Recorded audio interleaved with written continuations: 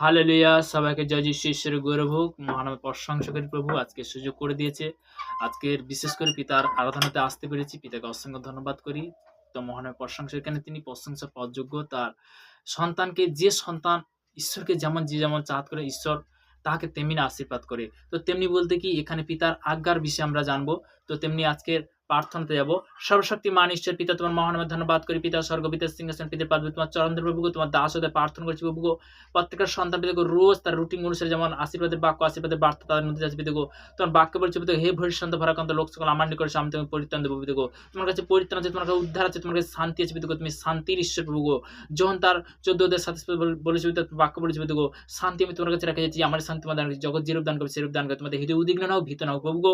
সর্বদা প্রভু গো তুমি শান্তি প্রত্যেকটা ফ্যামিলির মধ্যে প্রত্যেকটা সন্তানের মধ্যে তুমি নিয়ে আসো প্রভু গো। যারা রোজ রুটিন অনুসারে তারা রুটছে পিতাগো, তারা যে পজিটিভের বাক্য আছে তাদের পজিটিভের বাক্য তাদের মুখ থেকে অঙ্গীকার করবে প্রভু গো।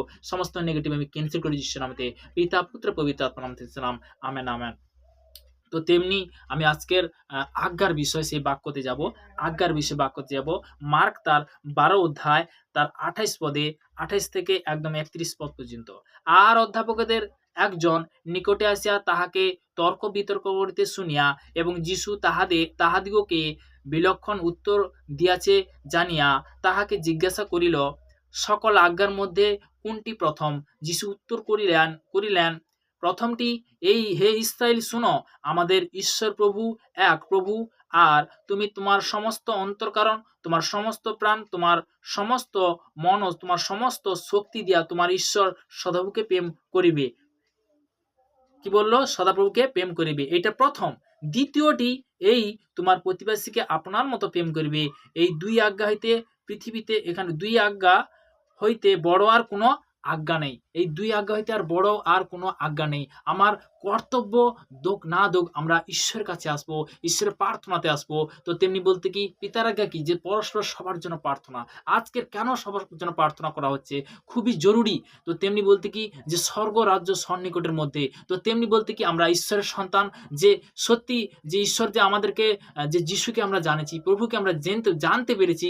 প্রভুকে অসংখ্য ধন্যবাদ করি, প্রভুকে অসংখ্য ধন্যবাদ করি। কেননা আমরা আজকে জানতে পারছি বলে আজকের বলতে কি কত সন্তান যে প্রভুর সুসমাচার করছে। এখানে জাত নয়, এখানে ধর্ম নয়, কিন্তু এখানে বলতে কি মানুষের লাইফটা চেঞ্জ করছে, তাদের জীবনটা বদলে দিচ্ছে।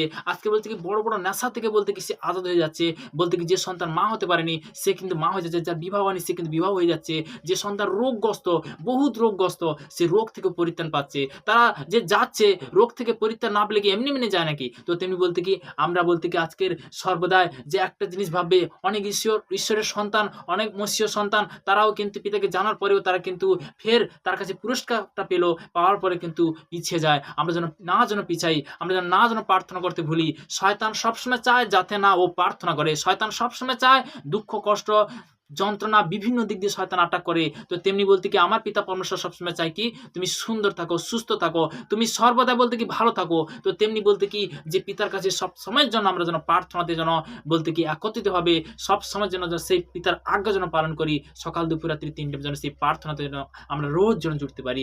যে আজকে যারা শুনছে যিশু নামতে তাদের মধ্যে পেতেগো সর্বদা পেতেগো 2026 সাল পেতেগো সর্বদা গুড নিউজ আসছে যিশু নামতে। আমি প্লেস করি যিশু নামতে পেতেগো সর্বদা পেতেগো যে সকল সন্তান যে অবস্থায় রয়েছে পেতেগো তাদের জীবন পেতেগো প্রার্থনা লেভেল বাড়বে যিশু নামতে। পিতা পুত্র পবিত্র আত্মার নাম থেকে চাইলাম, আমেন আমেন। সবাইকে জয় যিশু।